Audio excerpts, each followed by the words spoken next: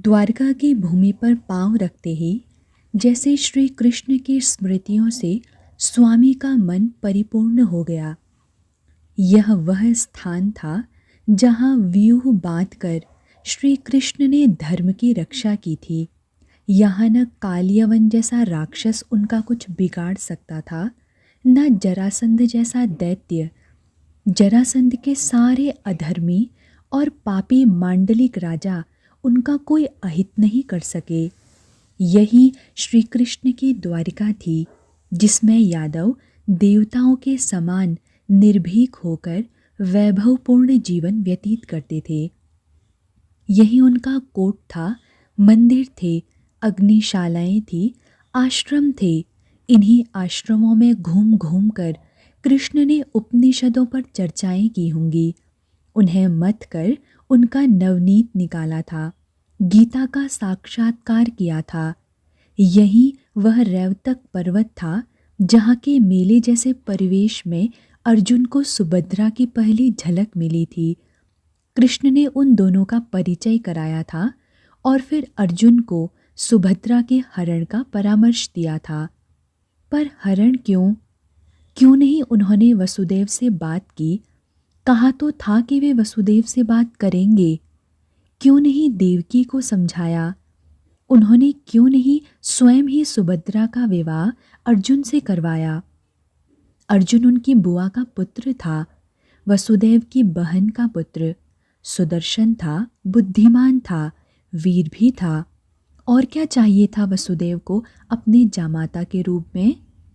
पर नहीं, बलराम तो सुभद्रा के लिए दुर्योधन का चयन कर चुके थे। बलराम के सामने शायद वसुदेव भी असमर्थ थे। तभी तो महाभारत के युद्ध में यादव खुलकर पांडवों के पक्ष से कौरवों के विरुद्ध नहीं लड़ सके। बलराम स्वयं तीर्थ यात्रा के नाम पर युद्ध क्षेत्र से दूर चले गए।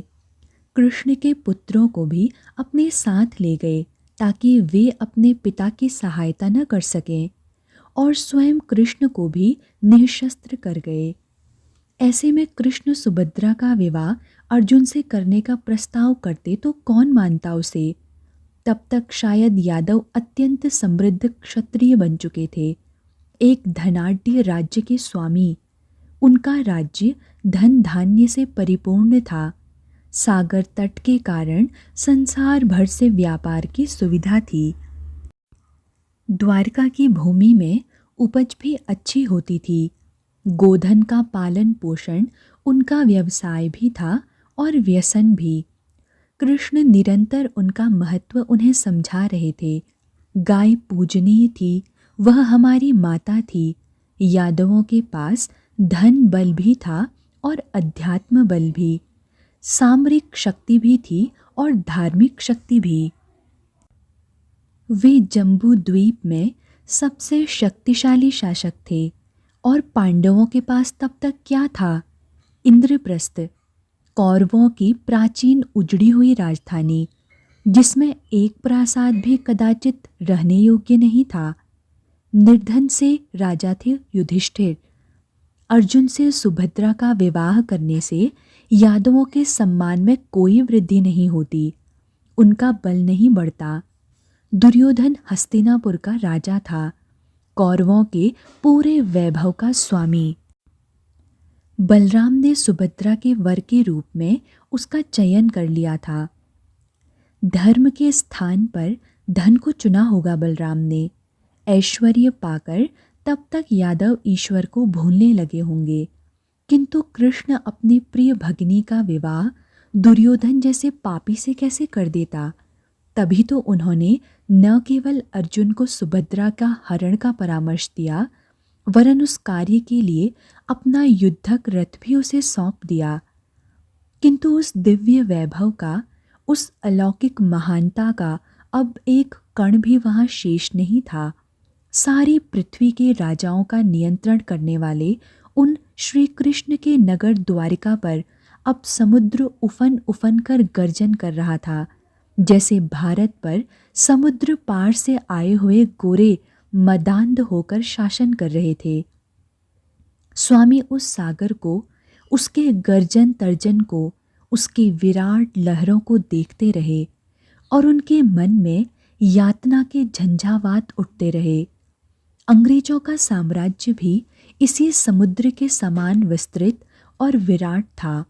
वे भी इस देश का दलन उसी प्रकार कर रहे थे जैसे सागर ने द्वारका को उदरस्त कर लिया था।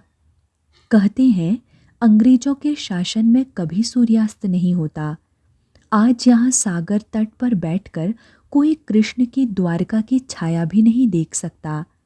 आज उसकी कल्पना भी नहीं की जा सकती, तो कोई कैसे जान सकता है कि भारत की जो मलिन मूर्ति दिखाई पड़ रही है वह उस महान गौरव का ध्वंसावशेष मात्र भी नहीं है। वह भव्य नाटक तो कब का समाप्त हो चुका। जो सामने है वह तो उस दिव्य नाटक का उजड़ा मंच मात्र है, जिसकी यवनिकाएं विदेशी चुरा ले गए हैं, जिसके स्तंभ शताब्दियों तक विदेशी प्रहारों को झेलकर जीर्ण होकर गिर चुके हैं, जिसके काष्ठ देशी और विदेशी मूर्खों ने ईंधन के समान अपने चूल्हों में जला डाले हैं। उनकी टांगें स्वयं को सीधा नहीं रख सकी। वे सागर तट पर बैठ गए। उनके मन में तीव्र और व्यग्र उत्कंठा थी। क्या है उनके भारत का भविष्य? क्या यह इसी प्रकार विदेशियों के चरणों की ठोकरें खाता रहेगा, उनका दास बना रहेगा? अज्ञानी और तुच्छ बने रहना ही इसका भाग्य है क्या? क्या यह देवभूमि राक्षसों के पदों तले इसी प्रकार कुचली जाती रहेगी? कहाँ हैं वे कृष्ण और अर्जुन जो सुभद्रा को अधर्मी दुर्योधन से बचा लें, जो उजड़े सागर तट को समृद्ध और आकर्षक द्वारका में बदल दें, हमारी पवित्र भूमि पर आक्रमण करने वाले आतताइयों के दांत खट्टे कर सकें, इंद्रप्रस्थ को लीलने के लिए बढ़ते आते खांडव वन को जलाकर इसमें छिपे अपने शत्रुओं को भस्म कर सकें, खांडव जैसे वन को भी भव्य इंद्रप्रस्थ में बदल दें।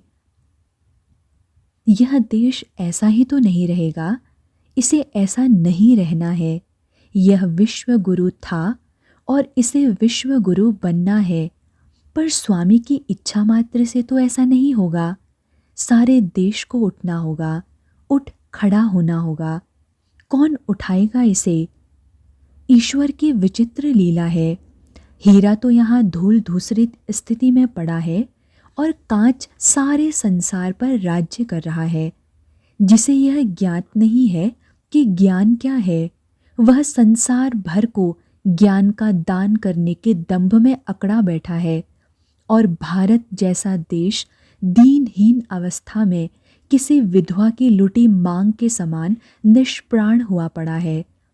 ऐसा ही देखा होगा इसे शंकराचार्य ने, ऐसा ही देखा होगा गुरु गोविंद सिंह ने। तभी तो उन्होंने झंझोड़ कर जगाया। पर अब वे जैसे किसी स्वप्न से उठकर शंकराचार्य द्वारा स्थापित शारदा मठ की ओर चल पड़े। शारदा मठ के नाम से उन्हें माँ शारदा का स्मरण हो आया। वे उनको वचन देकर आए थे कि वे कुछ बनकर ही लौटेंगे। प्रश्न उनके कुछ बनने का था अथवा इस देश को संवारने का, इसे दलदल से निकाल कर उसे बताने का कि यह देश क्या था, क्या हो गया है और क्या हो सकता है। शारदा मठ के महंत ने सम्मान पूर्वक उनका स्वागत किया और ठहरने के लिए मठ का सबसे सुविधाजनक कक्ष खुलवा दिया। उनकी आवश्यकताओं के विषय में पूछा और उनका सत्कार करने के प्रबंध के आदेश दिए। स्वामी समझ गए थे कि उनकी कीर्ति उनके आगे आगे चल रही थी। स्वामी जी, यहाँ धर्म का बहुत काम हो रहा है, महंत ने कहा। हमारा प्रयत्न है कि धन की व्यवस्था हो जाए तो हम मठ को आदि शंकराचार्य के गौरव के अनुकूल बना दें। आप निर्माण की बात सोच रहे हैं, यह अच्छी बात है, स्वामी बोले। किंतु जहाँ चारों ओर भूखमरी हो, अकाल पड़ा हो, लोग रुपए दो रुपये के लिए एक दूसरे के प्राण ले रहे हों, शिक्षा नाम मात्र की भी न हो, लोग अपने प्राचीन ज्ञान को भूलकर या तो निरक्षर हो गए हों या भ्रष्ट विदेशी ज्ञान के पीछे हाथ धोकर पड़े हों, वहां भव्य मठों की नहीं, भव्य पुरुषों की आवश्यकता है। महंत के मुंह का स्वाद जैसे कसैला हो गया। बोले, हम तो सोच रहे थे कि आपके माध्यम से हमें कुछ धन एकत्रित करने में सहायता मिलेगी। स्वामी को लगा कि उनका यह सारा सत्कार उनकी तपस्या, ज्ञान या प्रतिभा के लिए नहीं, धन संचय की संभावना से हुआ है। मठ में भी लोभ। आपने धन संचय के लिए मुझे ही क्यों चुना? आप इन दिनों अपना अधिकांश समय राजाओं और उनके दीवानों के प्रासादों में ही व्यतीत करते हैं। आप उनके साथ उठते बैठते हैं, उनके साथ खाते पीते हैं, उनके साथ घूमने फिरने जाते हैं। आपको उनसे दान की बात करने में तनिक भी असुविधा नहीं होगी। यदि आप इस प्रकार का कोई धर्म कार्य नहीं करेंगे तो फिर सन्यासी को राजप्रासादों में रहने का क्या अधिकार है? स्वामी चुपचाप महंत को देखते रहे, फिर धीरे से बोले, आपने अपने स्थान से सोचा है और ठीक ही सोचा है। इतनी कृपा तो की है कि यह नहीं सोचा कि मैं अपने विलास के लिए राजाओं के साथ समय व्यतीत करता हूँ और उनसे धन ऐंठता रहता हूँ। पर क्या आपने ध्यान दिया कि एक दिन मैं किसी राजकुमार के उद्यान में टहलता और उसकी बग्घी में उसके साथ यात्रा करता दिखाई देता हूँ, और दूसरे दिन अपने किसी निर्धन भक्त के पास जाने के लिए धूल भरी सड़क पर अकेला पैदल चलता दिखाई पड़ता हूँ? महंत कुछ हतप्रभ हो उठे, रुद्ध कंठ से बोले, यह बात भी मेरी समझ में नहीं आती। वे रुके और सर्वथा निरीह स्वर में बोले, स्वामी जी, मेरी बात को किसी प्रकार का आरोप अथवा लांछन न मानकर मात्र मेरी जिज्ञासा माने। संसार होकर आप राजाओं का संग क्यों कर रहे हैं? स्वामी ने महंत की ओर देखा। उन्हें उसकी आंखों में कपट दिखाई नहीं दिया। वह सचमुच ही एक जिज्ञासा के फंदे में फंसा हुआ था। मेरा लक्ष्य राजाओं, महाराजाओं तथा राजकुमारों को प्रभावित करना है। मैं उनका ध्यान धर्म की ओर आकृष्ट कर उन्हें उनके कर्तव्य की ओर मोड़ना चाहता हूँ। उन्हें स्मरण कराना चाहता हूँ कि वे राज्य के स्वामी नहीं, प्रबंधक मात्र हैं। उनका काम प्रजा का पालन करना और उनके हित में राज्य का संचालन करना है। प्रजा को जगाने के स्थान पर आप राजाओं को चेताना चाहते हैं। क्यों? प्रजा को भी जगाना है, किंतु उसे जगाने के साधन भी तो जुटाने हैं। स्वामी बोले, प्रजा का आज का हित ही नहीं, उनका भावी विकास भी इन राजाओं पर ही निर्भर करता है। वे ही प्रजा के लिए सुधारों का आरंभ कर सकते हैं, शिक्षा का विकास कर सकते हैं, अपने अपने राज्यों में धर्मार्थ संस्थाएं स्थापित कर सकते हैं। यदि लाखों लोगों के इन भाग्य विधाताओं का मन जीता जा सके और उन्हें प्रजा के हित में लगाया जा सके तो इस देश का रूप ही बदल जाएगा। एक राजा को प्रभावित कर मैं सहस्त्रों लोगों का भला कर सकता हूँ। महंत ने उनकी ओर देखा। मैं आपसे सहमत हूँ। समाज के शीर्षस्थ लोग सामाजिक हित में जुट जाएं तो परिवर्तन शीघ्र होगा, किंतु आप समझते हैं कि वे अपना विलास छोड़कर प्रजा के हित में लगेंगे। प्रयत्न करना हमारा काम है, शेष तो प्रभु की इच्छा से ही होगा। स्वामी बोले, वैसे मैं राजाओं और दीवानों से निराश नहीं हूं। महंत मौन बैठे कुछ सोचते रहे, फिर वे उठे और द्वार की ओर बढ़ चले। भगवान आपकी कामना पूर्ण करें, पर आप सावधान भी रहें। लोग आपके ध्येय पर संदेह कर आपको लांछित भी कर सकते हैं। महंत चले गए। यादवों के उस ध्वस्त नगर के खंडहरों पर मठ के उस एकांत कक्ष में बैठकर स्वामी चिंतन करते रहे। मनन करते रहे, क्या होगा इस देश का। प्रतिभा का अभाव नहीं है यहाँ, बुद्धि और परंपरागत ज्ञान भी बहुत है। तपस्वी भी मिल जाएंगे। सहस्त्रों मीलों तक फैला सागर तट है, असंख्य पर्वत श्रेणियां हैं, नदियों की मालाएं भारत माता के गले में झूलती हैं। खेतों में आज चाहे राख उड़ रही हो, किंतु ये ही खेत सोना भी उगलते हैं। हमारी धरती रत्न गर्भा है, क्या नहीं है हमारे पास। बस एक बार इस देश के चेत जाने की आवश्यकता है। स्वार्थ से पीछा छूटे, ईर्ष्या द्वेष नष्ट हो, कुछ कर गुजरने की इच्छा जागे। क्या नहीं कर सकता यह देश। स्वामी को लगा कि उनके सामने भारत माता की एक मूर्ति उभरी है। मूर्ति मिट्टी की बनी हुई है, उसके चेहरे पर व्यग्रता है, वह विचलित है, स्वयं को झंझोड़ कर जगा रही है। मूर्ति में सचमुच का स्पंदन होता है और उसके शरीर की ऊपरी परतों में दरक पड़ जाती है। मिट्टी की परतें उतरने लगती हैं और उसके भीतर से माँ की स्वर्ण प्रतिमा प्रकट होती है, आभामयी, तेजस्विनी और करुणामयी। यह था भारत के देदीप्यमान भविष्य का स्वरूप। भारत माता मिट्टी की नहीं, स्वर्ण की प्रतिमा थी। कालांतर में उस पर मिट्टी की परत जम गई थी, पर मिट्टी के उस लेप को साफ तो करना ही था। भारत माता की मूर्ति को गढ़ना नहीं था, उसे केवल प्रकट भर कर देना था। अखंडानंद ने नर्मदा और सागर के पवित्र संगम में स्नान किया और निकट के एक गांव में चले गए। वे पहले ही मकान के द्वार पर रुक गए। द्वार के कपाट खुले थे, विस्तृत आंगन दिखाई पड़ रहा था, किंतु कोई प्राणी सामने नहीं था। उन्होंने पुकारा, नमो नारायण। एक कोठरी में से एक युवती निकली और आकर जैसे कपाट छेक कर खड़ी हो गई। क्या है? अखंडानंद को उसके चेहरे पर एक भी कोमल भाव दिखाई नहीं दिया, जैसे किसी से लड़कर आई हो।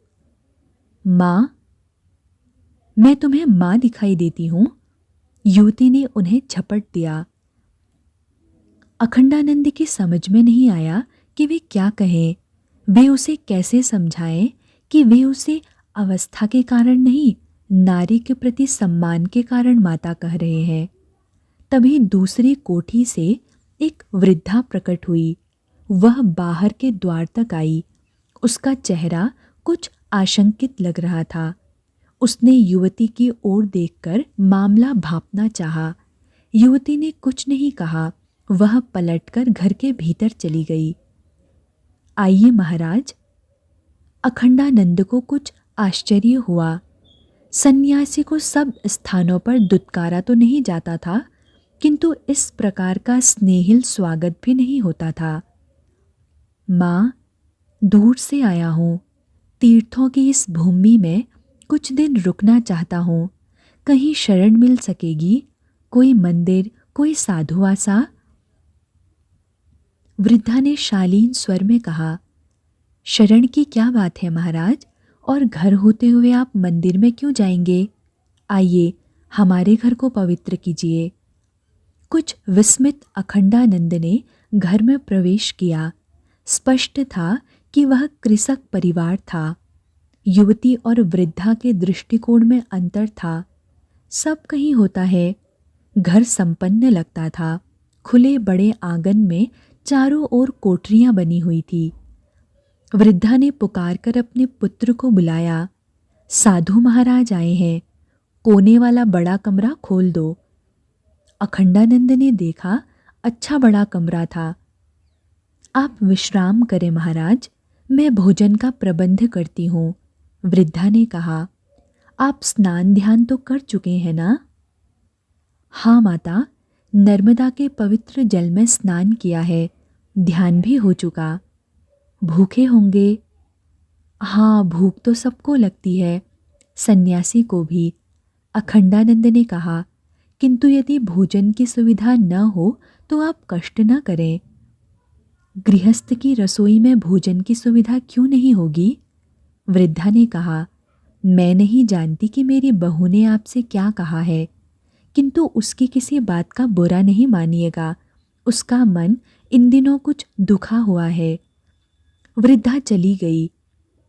भोजन तैयार ही था। कुछ ही क्षणों में बहू भोजन का थाल लेकर आ गई, किंतु अब उसके चेहरे पर किसी प्रकार की उपेक्षा नहीं थी। लगता था सारी उपेक्षा धो पोंछ कर आई है। पीछे पीछे सास भी आ गई। निश्चित रूप से वह इस काम के लिए बहू पर निर्भर रहना नहीं चाहती थी। उसने निकट बैठकर भोजन करवाया। जो जो चीज कम लगी उसके लिए बहू को पुकार कर कहा। अखंडानंद का भोजन हो गया। सारा परिवार कहीं जाने को तैयार था। अखंडानंद कुछ विचलित हुए। यह कैसा आश्रय मिला है उनको?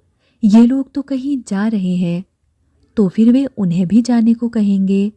अपना घर उनके भरोसे तो नहीं छोड़ जाएंगे। न ही अखंडानंद उनके घर की रखवाली करने आए हैं। अच्छा महाराज, दोपहर को आपके दर्शन करेंगे, वृद्धा ने कहा। आप लोग कहीं जा रहे हैं? खेतों में जा रहे हैं काम करने। और आपका घर? घर तो यहीं रहेगा, बेटा बोला। वह खेत में काम करने नहीं जाता। कभी नहीं जाता। बहू ने जैसे अपने पिछले व्यवहार की क्षतिपूर्ति के लिए चुहल की। वह अपनी सास के सामने प्रमाणित कर देना चाहती थी कि उसके मन में कोई विरोधी भाव नहीं था। खेत के नाम से घबरा जाता है यह। चुप! वृद्धा ने अपने बेटे और बहू को डांटा। साधु संतों से मस्खरी नहीं करते। वह अखंडानंद की ओर मुड़ी। आप आराम से रहे महाराज, आपको कोई कष्ट नहीं होगा। हम दोपहर तक लौट आएंगे। वे चले गए। अखंडानंद को उनका एक अपरिचित व्यक्ति में यह अद्भुत विश्वास देखकर सुखद आश्चर्य हुआ।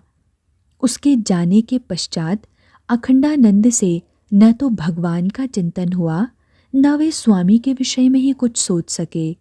उनके मन में यह कृषक परिवार ही घूम रहा था। यह विश्वास और संदेह के संसार में कैसे ये लोग दूर प्रदेश से आए एक सर्वथा अपरिचित व्यक्ति पर इतना भरोसा कर सके कि सारा का सारा घर उसके हवाले कर गए। यदि इस समय अखंडानंद के स्थान पर कोई चोर चकार होता तो वह सब कुछ समेटकर चलता बनता। अखंडानंद के मन में बार बार आ रहा था कि यह मनुष्य के मन में बैठा भगवान ही है जो इस प्रकार भरोसा कर सकता है। उन्हें भगवान के दर्शन करने के लिए कहीं और जाने की क्या आवश्यकता है? ये सब सरल और निर्मल मन वाले लोग ही तो उस प्रभु के प्रतिबिंब हैं। दोपहर तक वे खेतों से लौट आए। अखंडानंद से रहा नहीं गया। बोले, माँ, आप लोगों को मुझ में कितना विश्वास है। यह अद्भुत है। ऐसा तो मैंने कहीं नहीं देखा। किंतु गृहस्थ का यह धर्म है पुत्र। अखंडानंद का ध्यान इस ओर गया कि इस बार वृद्धा ने उन्हें स्वामी जी अथवा महाराज कहकर संबोधित नहीं किया था। वह उन्हें उनकी अवस्था के अनुसार पुत्र कह रही थी। किंतु सन्यासी को परखना भी तो चाहिए। अखंडानंद बोले, हमारे गुरु कहा करते थे, साधु को परखो, दिन में परखो, रात में परखो। हम तो सन्यासी के वेश को ही सम्मान देते हैं। आगे सन्यासी अपनी जाने। हम अपना धर्म निभा रहे हैं। सन्यासी को अपने धर्म का निर्वाह करना चाहिए। यदि सन्यासी के वेश में कोई चोर होता तो वह सब कुछ समेट कर ले जाता। अखंडानंद हंसे। तो ले जाता। वृद्धा मौन हो गई। अभी थोड़े दिन पहले ही हमारे यहाँ एक साधु ठहरे थे। अंततः वे दुष्ट ही निकले। बहू से कहे बिना रहा नहीं गया। मेरे सारे गहने समेटकर ले गए। हाँ, ले गए, वृद्धा ने कहा, किंतु किसी एक दुष्ट के कारण हम अपना धर्म तो नहीं छोड़ सकते ना। ऐसे लोगों को भगवान हमारे पास प्रलोभन के रूप में भेजते हैं। कैसा प्रलोभन? अखंडानंद चकित थे। वे देखना चाहते हैं कि पापियों का उदाहरण हम पर क्या प्रभाव डालता है। हम भी अपना धर्म छोड़ देते हैं क्या? अखंडानंद चकित रह गए। वे लोग ठगे जा चुके हैं, फिर भी धर्म पर इतनी आस्था। माता, आपने साधु और बिच्छू की कथा नहीं सुनी क्या? कौन सी कथा? बहू ने रुचि दिखाई। एक साधु नदी में नहा रहा था। उसी में एक बिच्छू डूब रहा था। साधु ने उसे अपने हाथ पर उठाकर किनारे पर रखना चाहा। बिच्छू ने अपने स्वभावानुसार तत्काल साधु को डंक मार दिया। साधु का हाथ कांप गया। बिच्छू फिर से पानी में गिर गया। साधु ने उसे पुनः उठाकर किनारे पर रख दिया। एक व्यक्ति जो यह सब देख रहा था, उसने हैरान होकर पूछा, वह आपको डंक मार रहा है और आप उसके प्राणों की रक्षा कर रहे हैं? हाँ, साधु ने कहा, वह अपने धर्म का निर्वाह कर रहा है और मैं अपने धर्म को निभा रहा हूँ। आपने ठीक कहा। वृद्धा ने तत्काल अखंडानंद का समर्थन कर दिया। बहू परेशान है कि इसके गहने चले गए। गहनों का क्या है, एक बार चले गए तो फिर आ जाएंगे। धर्म गया तो वह फिर कैसे लौटेगा? निमिष भर रुककर वृद्धा बोली, अब हमारे घर में ऐसा है भी क्या कि कोई ले जाएगा? क्यों, बर्तन भांडे तो हैं। पुत्री ने कहा, चारों ओर ऐसा अकाल पड़ा है कि एक कटोरी के लिए भी कोई किसी की हत्या कर सकता है। तो ले जाए बर्तन भांडे भी। वृद्धा ने कहा, हम मिट्टी के बर्तनों में खा लेंगे और मान लेंगे कि उसे बर्तनों की हमसे अधिक आवश्यकता थी। क्या भूख से मरते मनुष्य के प्राण बचाने के लिए हम अपने पीतल के 2-4 बर्तनों का भी त्याग नहीं कर सकते? और यदि उस चोर को पकड़कर पुलिस आपके पास ले आए तो आप क्या करेंगी माता? अखंडानंद ने पूछा। कह दूंगी कि उसे वे बर्तन मैंने दिए हैं। अखंडानंद स्तब्ध रह गए। उन्हें फ्रांसीसी उपन्यासकार विक्टर ह्यूगो के उपन्यास ला मिजरेबल का पादरी स्मरण हो आया। जिस व्यक्ति पर दया कर उसने उसे आश्रय दिया था, वही व्यक्ति रात को अवसर पाकर उसके चांदी के बर्तन चोरी कर भाग गया। पुलिस उसे पकड़ लाई, किंतु पादरी को उस व्यक्ति की आंखों में ऐसी पीड़ा दिखाई दी कि न केवल पादरी ने यह कह दिया कि वे बर्तन स्वयं उसने ही उस व्यक्ति को दिए हैं, वरन शेष बचे चांदी के क्षमादान इत्यादि भी यह कहकर उसे दे दिए कि उसकी आवश्यकता पादरी की आवश्यकता से बड़ी थी। वह पादरी था, तपस्वी था, धर्म को जानता था, धर्म के मार्ग का यात्री था, किंतु यह वृद्धा तो साधारण कृषक बालिका थी। आप ही सन्यासी का ऐसा सम्मान करती हैं या सब लोग? सन्यासी सम्मान के योग्य ही होता है। उसने धर्म के लिए संसार का त्याग किया है। हम सब तो केवल अपना पेट पाल रहे हैं। वृद्धा ने बहू के कुछ कहने से पहले ही अपना वक्तव्य दे दिया। मैं संसार भर की बात नहीं जानती, किंतु यहाँ तो हम सब लोग ही साधु सन्यासी का बहुत आदर करते हैं। जहाँ तक हो सके उनकी सेवा करना चाहते हैं। सन्यासी का धर्म त्याग है तो गृहस्थ का धर्म सत्कार और अतिथि की सेवा है। अखंडानंद मौन रह गए।